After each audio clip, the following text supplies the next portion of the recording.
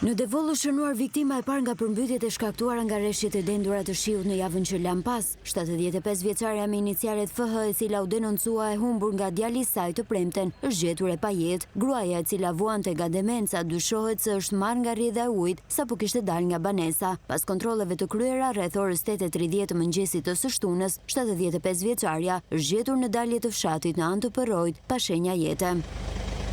Jo vetëm në fshatrat e Devollit, por i gjithë qarku i Korçës është përballur me dëme të konsiderueshme pas rreshjeve të ditëve të fundit. Në pamje po ndiqni përmbytjet në zonën e Maliqit, ku qindra hektar dhe banesa ndodhen në ujë. Për shkak të përmbytjeve janë bërë edhe dëmtimi argjenaturave të lumenjve dhe përrenjve.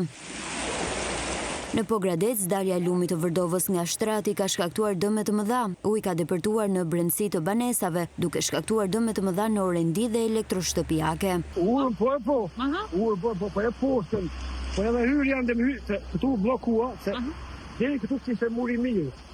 Në pasaj këtu ishte hyri kështu e mori dherin, dhe ndodja të më tanë. Demet nuk më garitë se antë, sa lavatritë që e frigoriferi që kisha aty unë, tavoline, divan, mbarojnë. Është bushur me lluca për jashtë, dhe sa brenda është prapë në llucë. Probleme nga përmbytjet dhe rreshjet janë regjistruar edhe në fshatin Voskop, ku dëme të konsiderueshme për shkak të pranisë së ujit janë shkaktuar edhe në biznese. Uji këtu komplet, i thash gruas me se vetë 2 temi në. Thash greu sa u mbyt më. Ja duke dalë grur kisha këtu, misër ikun lumë, mos na ndodhte ndonjëherë. Banorët e zonës bëjnë apel urgjent për ndihmë nga institucionet përgjegjëse me shpresën se do të marrin mbështetjen e nevojshme për të përballuar pasojat e kësaj fatkeqësie natyrore.